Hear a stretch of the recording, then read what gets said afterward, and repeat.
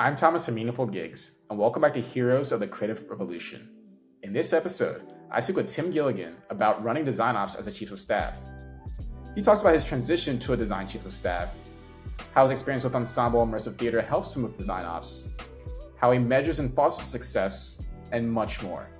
Let's dive in.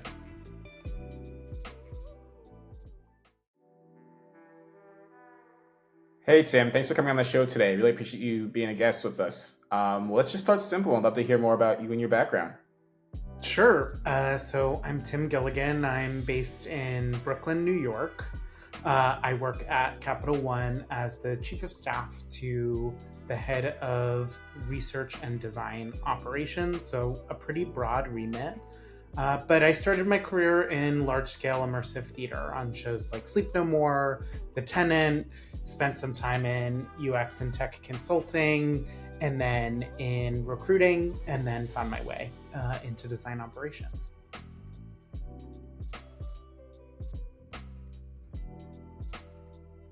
One thing I'm curious about is how you've been able to leverage your experiences in theater, in immersive theater, with what you're doing within DesignOps and at Capital One. So many transferable skills. So I think for me, theater and immersive theater in particular is so much around this concept of ensemble.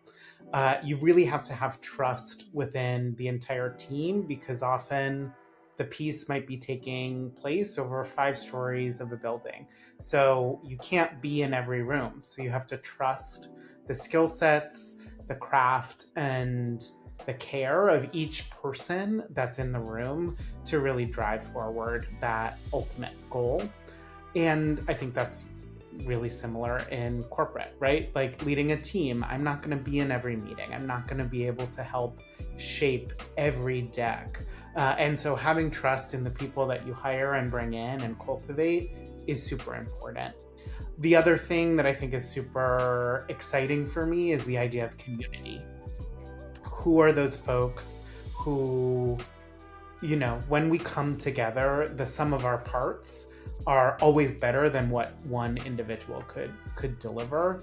And I think that for me in design operations is the key, right? How do we create those platforms and foundations for success so that our teams can really do excellence?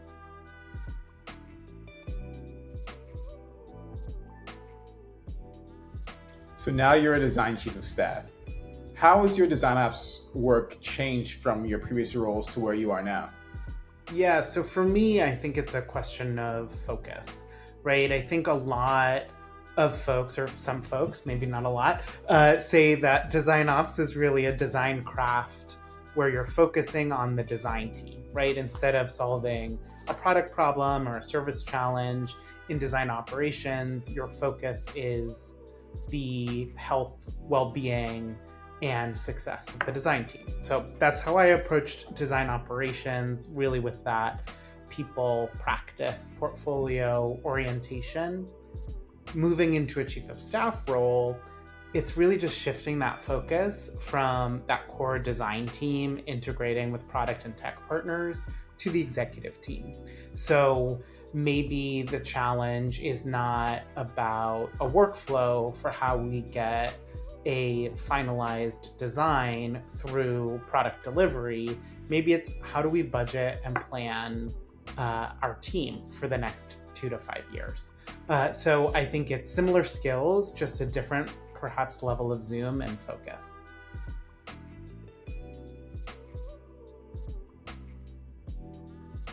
So many of your roles have had kind of a broad remit, and I'm curious, as a chief of staff, how do you manage the breadth and depth of all the work that needs to take place that you need to be responsible for?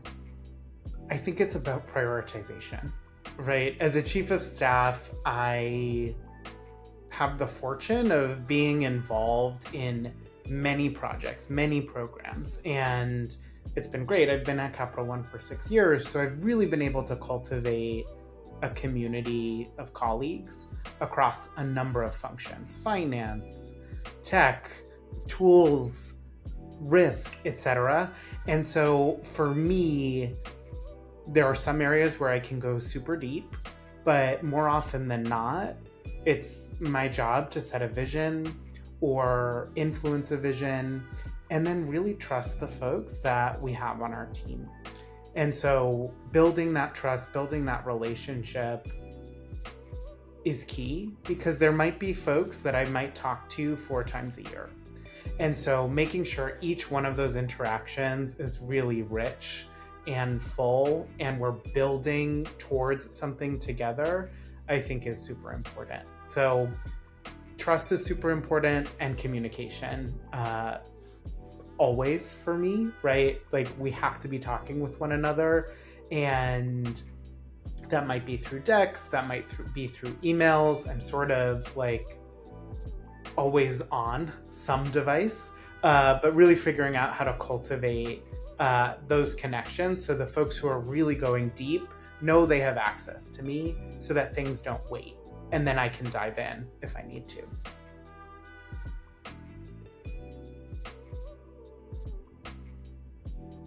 And could you explain how you're currently measuring success in your role? So I think as a chief of staff, my focus is on our executive team and my executive leader. So their feedback is super important. I would say a fair amount of my job is our business rituals, business operations, making sure the ship is running smoothly. And then another part is that executive enablement. So for me, it's through those communications with those that I support, and then also our partner groups. And often, if there's no news, it's good news as a chief of staff. So sometimes those metrics of success are like not having critical issues, not having showstoppers.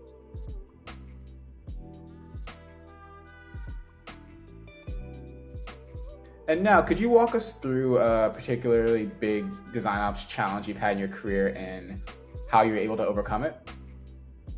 Balancing like craft excellence and really like the values that a designer holds and the value that the business needs is a very important line to walk.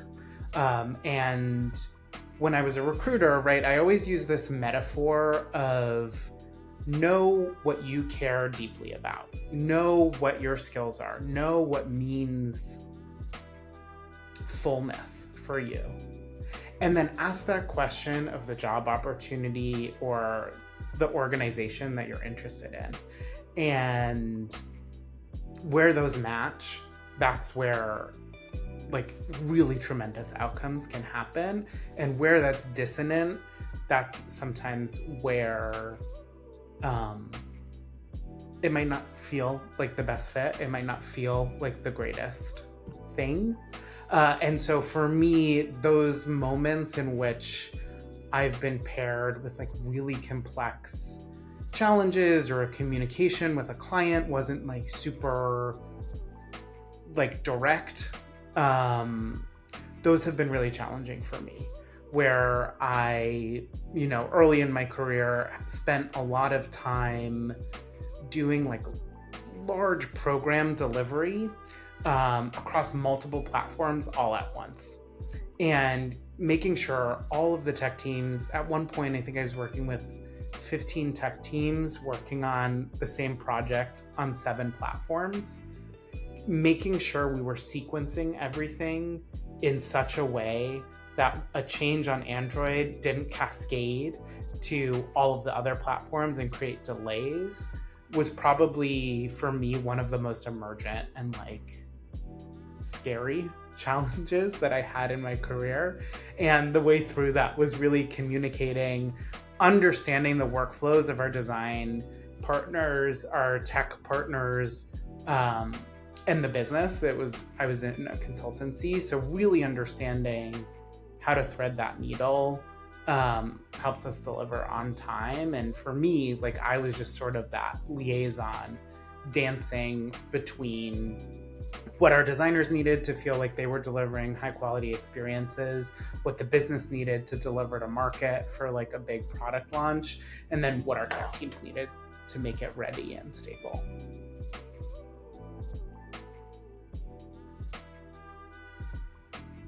And I'm curious, who do you draw inspiration from and admire in the DesignOps space? There's so many to list, but I'll share a couple. So Michelle Morrison is a good friend and someone who I knew before I even knew what design operations was. And I think she brings a care and a humanity and a curiosity to her craft and her life.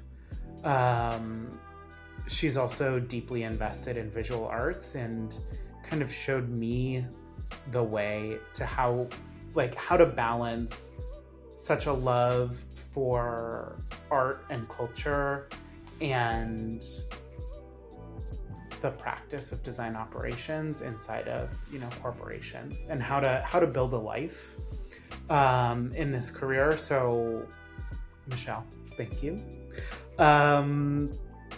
Also, when I joined Capital One, there was this fantastic design operator on the team in San Francisco. There were a ton of really fantastic design operators, but one of them that I will forever be grateful for was Rachel Postman, who I know has been on this series and a ballerina turned design operator. And I was in this identity crisis of being a theater kid, understanding that world and that order and craft, moving into something that was totally new. And her guidance, watching her career as she's grown, has just been such an honor. And so whenever she's speaking, I'm always listening. And then finally, I'm the co-lead of the New York chapter of the DesignOps Assembly. And the DesignOps Assembly was co-founded by Meredith Black. And again, a really powerful woman who cares deeply about community, deeply about the craft of operations. And as I mentioned earlier, community is kind of my core value. And Meredith has really cultivated a pretty amazing community, and I feel blessed to be part of that. So I guess Meredith, Michelle, and Rachel would be my top 3 at the moment.